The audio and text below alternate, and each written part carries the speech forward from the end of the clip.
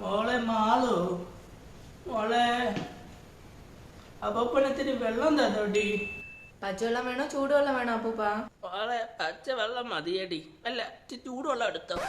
കൊള്ളക്കളവൻ ഒരു ദിവസം രാത്രി നേരത്തെ കിടന്ന് ഉറങ്ങാൻ സമ്മതിക്കില്ല. അപ്പോഴൊരു ചൂടുവെള്ളം എന്ന് പറഞ്ഞ് ഉറങ്ങിക്കോളും. എന്താണെന്ന് അറിയില്ല മോളെ, നെഞ്ചിനകത്തൊരു ഇടുപ്പും തുടുപ്പും. എനിക്കൊരു BP ഗുളിക കഴിച്ചിട്ട് ഒരു ഇൻസുലിൻ എടുത്ത് ഞാൻ ഇവിടെ അങ്ങോട്ട് ഇരിക്കാം. കളവനെ ഞാൻ ഇന്ന് സമാധിയാക്കി തരാം. അപ്പൂപ്പ അതാ വെള്ളം. ഇങ്ങേരിരുന്ന് സമാധി ആയ എന്തോ. അപ്പൂപ്പ അപ്പൂപ്പ ഇതാ വെള്ളം.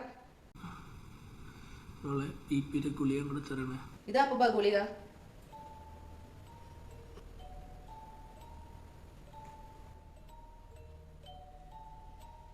മോളെ നല്ല ടേസ്റ്റ് ഉണ്ട്. ശരി അപ്പൂപ്പ. ദൈവമേ, കിളവൻ സമാധിയായ എന്തോ.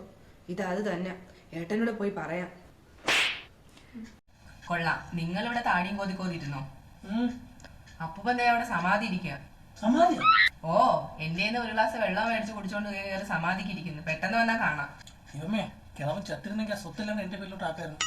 എത്രയും പെട്ടെന്ന് സാധിച്ചു തരണേ. വാ പോവാം. അപ്പൂപ്പ അപ്പൂപ്പ മടിയായ